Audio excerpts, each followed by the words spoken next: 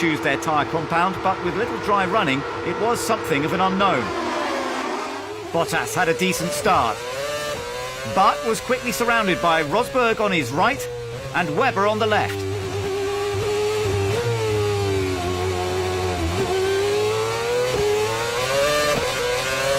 The Red Bull didn't give him the brush off straight away,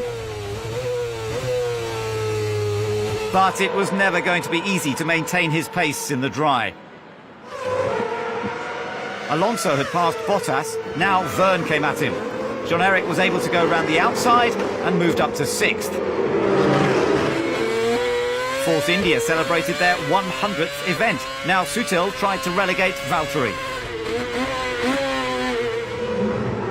But he made a mistake and did a 360-degree turn.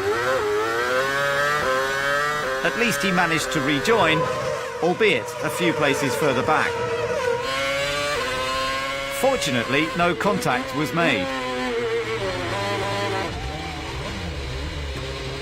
But Ricciardo and Raikkonen were quick to react and got out of the way. Sutil dropped to unlucky 13th. Then Maldonado drove into the back of him.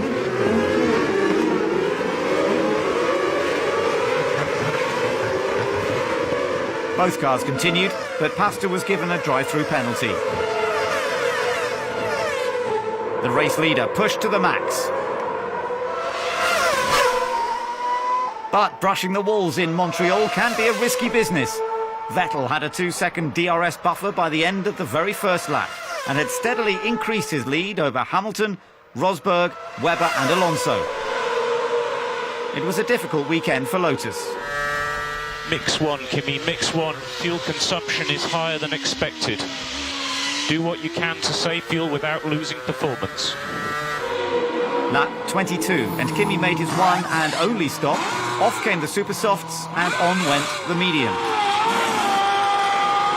But there was a delay with the left rear. He was 7th when he came into the pit lane, but 14th when he came out.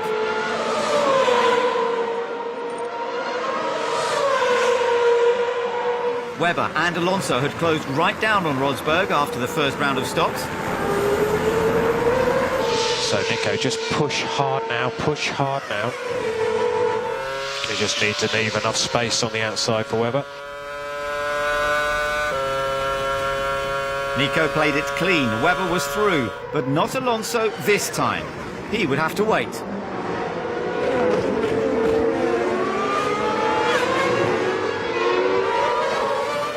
Long straights are a feature of the circuit, and with a highly effective DRS zone, this played into Alonso's hands perfectly. But they had both lost crucial time to Hamilton and Vettel. Lap 36, and Van der Garde was being lapped, but seemed to have missed the Red Bull in his mirrors. Webber lost his end plate, while Guido was given a 10-second stop-go penalty. Lap 42, and Alonso sensed an opportunity with the Red Bull, now struggling for grip.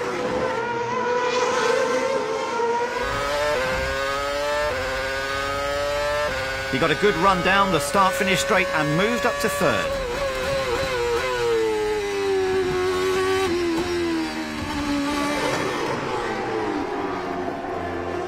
Van der Garde kept the stewards busy. He made another mistake whilst being lapped, but this time both he and Hulkenberg had to retire. A 5-place grid penalty for Silverstone was the Caterham's reward. Vettel had never won the Canadian Grand Prix and wanted it badly, but he wasn't immune to making the odd mistake. Okay, mate, settle down, bring your tyres back in.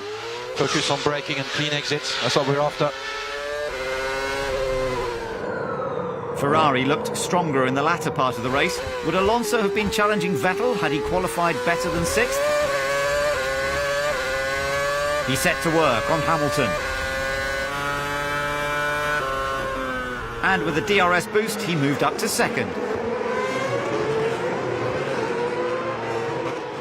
Bravissimo, bravissimo.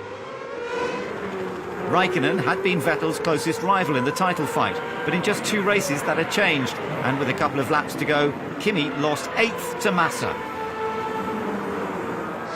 Sebastian had lapped all bar the top 5 and was in a league of his own.